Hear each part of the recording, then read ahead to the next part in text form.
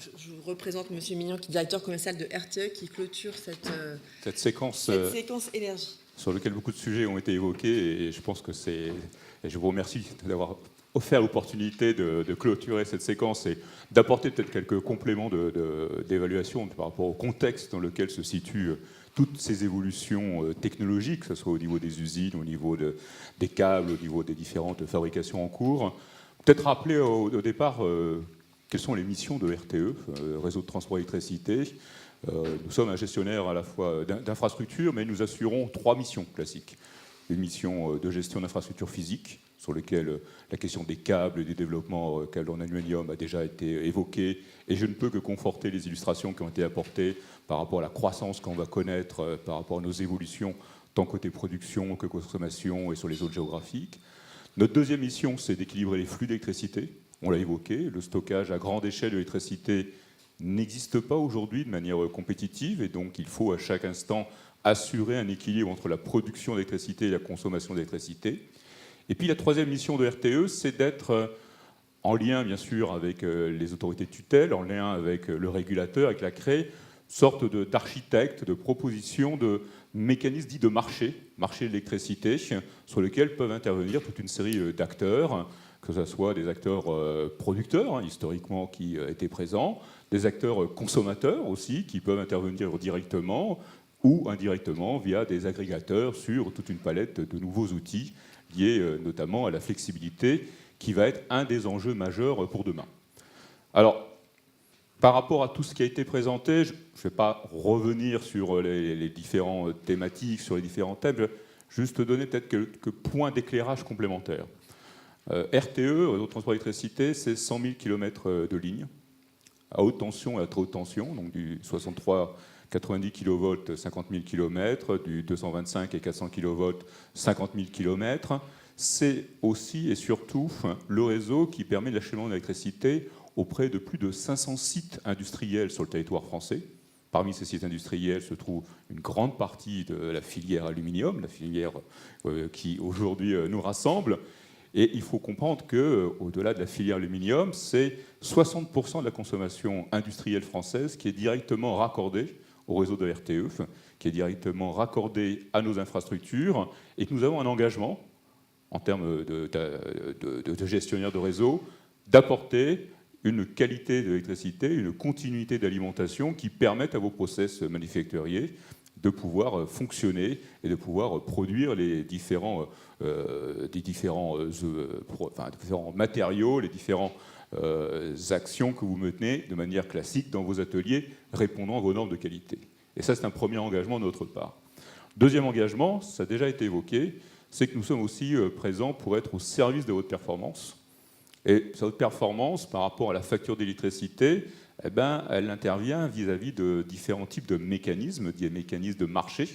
que ce soit pour l'effacement, que ce soit pour l'interruptibilité, que ce soit pour les réserves rapides, les réserves complémentaires, que ce soit pour les interventions au niveau des interconnexions. Ce n'est pas un marché, c'est une multitude de marchés en fait, qui sont aujourd'hui à votre disposition et qui répondent à 2 objectifs. La première, c'est de réduire votre facture par rapport à un coût qui peut être important dans vos process. Et le second, c'est bien évidemment d'apporter des revenus complémentaires par rapport à vos activités en utilisant les différentes innovations technologiques que vous avez déjà présentées,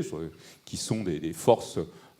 importantes pour nous pour pouvoir gérer ce qu'on appelle la flexibilité, gérer cette variabilité qui va être croissante dans un système électrique qui va connaître dans les années futures de plus en plus d'aléas, de plus en plus de besoins de flexibilité. Et nos prévisions, elles ont été évoquées à multiples reprises, montrent bien que, à l'instar de ce qui se passe actuellement en Allemagne, qui a un système beaucoup plus large d'énergie renouvelable développé en éolien et en photovoltaïque, à l'instar de ce qui se passe dans d'autres pays, la question de la flexibilité va être une question majeure pour les années qui viennent, afin de tenir le même niveau de sécurité d'alimentation, le même niveau de continuité d'alimentation pour l'ensemble des clients de RTE, des clients consommateurs, des distributeurs et au-delà pour la collectivité. Alors, à l'évidence, dans ce cadre-là, les différentes actions qui sont engagées au niveau des sites de la filière aluminium sont importantes, sachant que vos process ont des facultés d'inertie et donc des facultés quelque part de réponse par rapport à des demandes de mécanismes de capacité différentes que ce que l'on peut connaître dans d'autres process. L'aluminium n'a pas du tout les mêmes enjeux que peut connaître la papeterie, par exemple, la chimie, tous les autres secteurs qui existent et qui sont aussi des parties importantes de l'industrie française. Notre volonté, bien évidemment, est de continuer dans un acte de partenariat, je dirais même au-delà même du service que l'on peut faire vis-à-vis de la clientèle, de continuer à accroître la part que l'on peut avoir de votre contribution vis-à-vis des différents mécanismes de marché mis en œuvre demain, sachant, alors je ne reviens pas sur la question de la rémunération, que nous sommes tous conscients que tout cela se fait sous les règles des autorités de tutelle et les règles du régulateur, et que dans sa mission de service public, RTE se doit d'appliquer de manière neutre et non discriminatoire tous ces dispositifs de marché. Clairement, nous devons procéder classiquement par des appels d'offres, par un certain nombre de mesures qui puissent être auditables, qui puissent mettre en concurrence tous les acteurs et toutes les technologies existantes. Et le fait que la filière aluminium dispose dans son process d'un certain nombre de qualités, on a parlé de l'inertie thermique qui existe, on a parlé de la capacité finalement à répondre à des demandes en puissance ou en énergie par rapport à ces différents mécanismes, vous offre une porte et des opportunités sur lesquelles nous ne souhaitons que pouvoir continuer à travailler ensemble afin de les développer et d'apporter effectivement un service et une rémunération qui soient équilibrés vis-à-vis du bénéfice collectif que retire le système électrique de vos actions actuelles et futures. Nous sommes relativement optimistes sur ce sujet et nous considérons que la filière aluminium, je tiens à le dire aujourd'hui, fait partie des acteurs avec le significatif, privilégié, avec lequel nous pouvons construire un dialogue constructif pour l'avenir et pour demain. Alors pour demain et pour les perspectives à plus long terme, je rebondirai sur la question des batteries qui est telle qu'elles ont été évoquées. Il est évident qu'on va être dans des logiques aujourd'hui où ce n'est plus un acteur unique, mais toute une multitude d'acteurs qui vont pouvoir intervenir sur cet équilibrage du système électrique. Le monde de demain, c'est toujours compliqué de se projeter à 10 ou 15 ans dans un cadre où on voit des évolutions technologiques extrêmement fortes intervenir dans le monde du digital, qui nous offre quand même des possibilités nouvelles, même temps d'interaction, dans des mondes qui nous permettent d'être plus proches du temps réel, plus proches aussi de la captation d'informations utiles. Et c'est vrai que dans les différentes études prospectives que l'on peut faire, outre l'industrie, outre les différents acteurs industriels classiques, on voit aussi arriver dans les usages de demain, qui aussi renvoie à la première séquence que nous avons eue ce matin sur l'utilisation de l'aluminium dans un certain nombre de véhicules, par exemple, la possibilité, dans des horizons de moyen ou long terme, de l'utilisation d'autres capacités de stockage ou de flexibilité, telles que les batteries. Alors c'est des horizons plus lointains, hein. Nous ne sommes pas encore aujourd'hui à un niveau de déploiement ou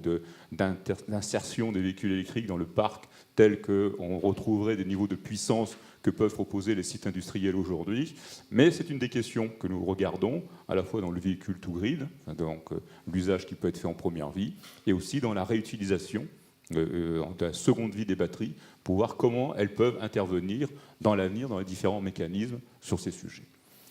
Voilà un peu les quelques points de panorama que je souhaitais pouvoir rappeler dans le contexte et au vu des différentes illustrations qui ont été très claires sur la manière dont vos process interviennent. Le maître mot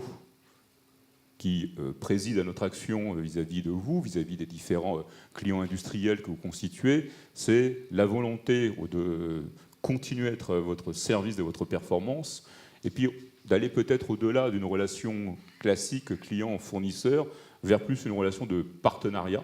car c'est le sens même de nos démarches, pour arriver à bien comprendre quelles sont vos contraintes, quels sont vos effets de levier,